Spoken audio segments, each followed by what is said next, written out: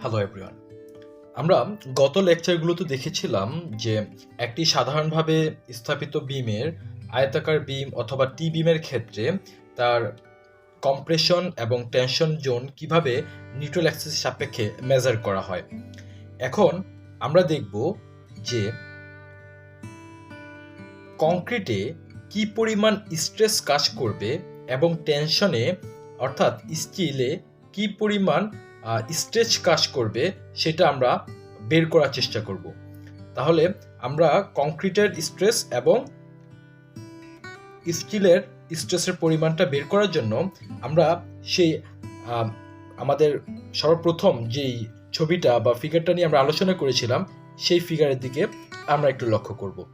আমরা নিউট্রাল অ্যাক্সিসের উপরের অংশটাকে বলেছিলাম কম্প্রেশন জোন এবং নিচের অংশটাকে বলেছিলাম আমাদের টেনশন জোন।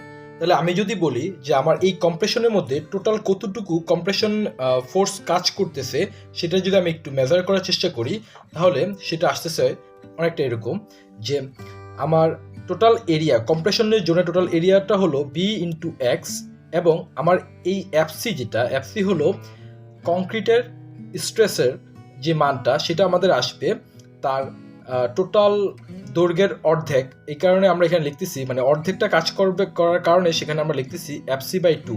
এবং টেনশনের ক্ষেত্রে দেখতে পাচ্ছি আমরা এখানে যে এখানে স্টিল এবং তার এফএস পুরোটা কাজ করবে, তাই আমরা লিখতেছি FS ইন্টু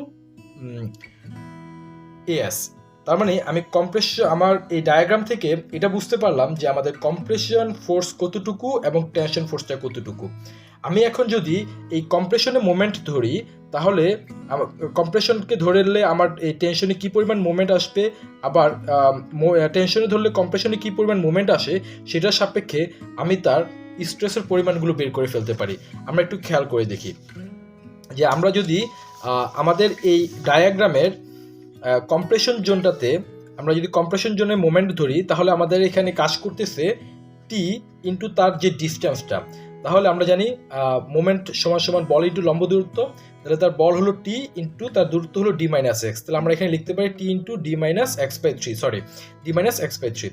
এখানে টি এর মানটা আমরা একটু আগে বের করলাম AS ইন্টু FS, সেখান থেকে আমরা এটাকে বলতে পারি, অর্থাৎ আমি বলতে পারি MC is equal two AS into FS into D-x/3। এই পুরো ফাংশনটা থেকে আমি যদি চাই স্টিলের স্ট্রেসটা বের করতে, তাহলে আমি সেটা করতে পারি যে এফএসটাকে এ পাশে রেখে বাকি সবগুলোকে এক পাশে নিয়ে আসি। তাহলে আমাদের ফর্মুলাটা দাঁড়ায় FS সমান সমান MC divided by AS into D-x/3। ঠিক একই রকমভাবে আমি যদি টেনশনেরটাকে মোমেন্ট ধরি, তাহলে আমার কি হবে, আমার কম্প্রেশনটা এভাবে কাজ করবে। তাহলে কম্প্রেশন ফোর্স ইন্টু তার ডিস্টেন্স, তাহলে কম্প্রেশন ফোর্স তার ইন্টু ডিস্টেন্সটা আমরা এখানে নিয়ে আসলাম। তাহলে কম্প্রেশন ফোর্সটা হলো B into x into FC/2 into তার ডিস্টেন্স হলো D-x/3। এখান থেকে আমি যদি চাই আমার FC অর্থাৎ কংক্রিটের স্ট্রেসটা বের করতে, তাহলে আমি সেখান থেকে এই ফর্মুলাটা দাঁড় করাতে পারি, অর্থাৎ FC is equal to 2 into M divided by B into x into D-x/3।